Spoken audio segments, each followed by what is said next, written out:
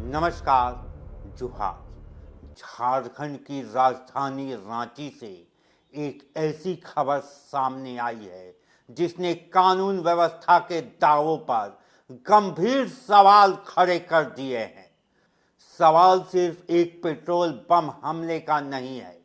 सवाल ये है कि आखिर राजधानी के बीचों बीच अपराधियों का मनोबल इतना बढ़ कैसे गया है कि उन्होंने राष्ट्रीय स्वयंसेवक संघ के प्रांत कार्यालय को ही निशाना बना दिया।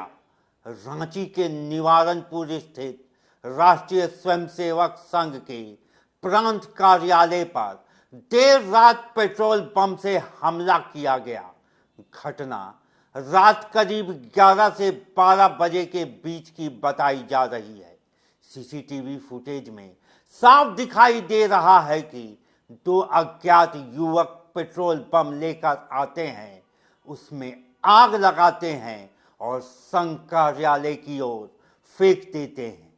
एक बम पार्किंग में गिरता है जो नहीं फटता, लेकिन दूसरा बम छत पर जाकर फटता है।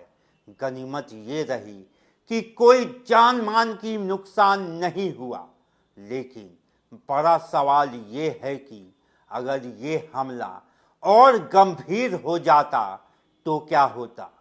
जिस समय यह हमला हुआ उस समय संघ कार्यालय में लगभग 20 लोग मौजूद थे और गहरी नींद में सो रहे थे। सोचिए, अगर आग पूरी तरह फैल जाती, अगर विस्फोट बड़ा होता, अगर किसी की जान चली जाती, तब जवाबदेह कौन होता। और सबसे चिंताजनक बात यह है कि यह कार्यालय किसी सुनसान इलाके में नहीं है। ये रांची के मुख्य सड़क से महज 500 मीटर की दूरी पर स्थित है। ऐसे इलाके में जहां सुरक्षा और पुलिस गश्त के बड़े बड़े दावे किए जाते हैं, जहां दो लोग आराम से आते हैं, हमला करते हैं और फरार हो जाते हैं। क्या राजधानी की सुरक्षा व्यवस्था इतनी कमजोर हो चुकी है? क्या अपराधियों को अब पुलिस और कानून का डर नहीं रहा? क्या रांची में अपराधियों का मनोबल प्रशासन से ज्यादा मजबूत हो गया है? ये हमला केवल एक संगठन के कार्यालय पर हमला नहीं है, ये राजधानी की सुरक्षा व्यवस्था पर सीधा हमला है। ये उन दावों को चुनौती है जिसमें कहा जाता है कि रांची सुरक्षित है और कानून का राज कायम है।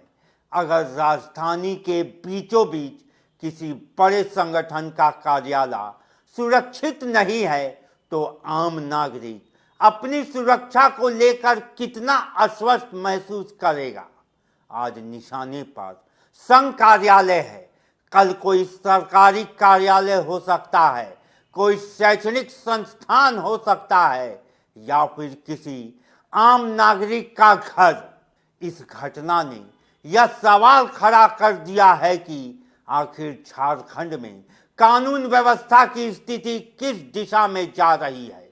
नेता प्रतिपक्ष बाबूलाल मरांडी ने इस घटना को गंभीर बताते हुए कहा है कि ये सिर्फ संघ कार्यालय पे हमला नहीं, बल्कि राजधानी की सुरक्षा व्यवस्था पर हमला है। उन्होंने कहा कि अगर रांची जैसे शहर में ऐसी घटनाएं हो सकती है तो आम लोगों की सुरक्षा पर गंभीर चिंता होना स्वाभाविक है। वहीं केंद्रीय रक्षा राज्य मंत्री संजय सेठ ने भी इस घटना को बेहद गंभीर बताया है। उन्होंने कहा है कि अगर हमला सफल हो जाता तो कार्यालय में मौजूद अधिकारी और कार्यकर्ता इसकी चपेट में आ सकते थे। उन्होंने डीजीपी से बात कर मामले की गहन जांच और जल्द खुलासे की मांग की है।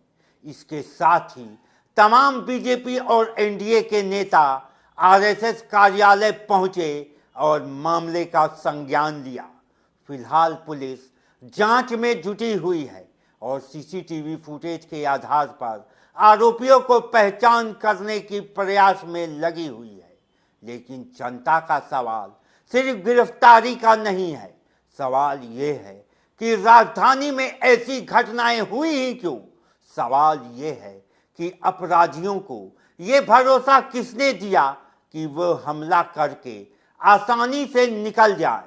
और सबसे बड़ा सवाल, क्या झारखंड की कानून व्यवस्था अपराधियों के सामने कमजोर पड़ती जा रही है। रांची की ये घटना सिर्फ एक आपराधिक वारदात नहीं, बल्कि सुरक्षा तंत्र की बड़ी परीक्षा है। अब देखना होगा कि पुलिस इस मामले का खुलासा कितनी तेजी से करती है और क्या दोषियों तक कानून का हाथ पहुंच पाता है या नहीं। फिलहाल इतना ही, लेकिन ये सवाल बना रहेगा, क्या राजधानी रांची सचमुच सुरक्षित है। आपकी क्या राय है रांची के सुरक्षा व्यवस्था पर, कमेंट में हमें जरूर बताएं। अभी के लिए बस इतना ही। जय हिंद, जोहार झारखंड।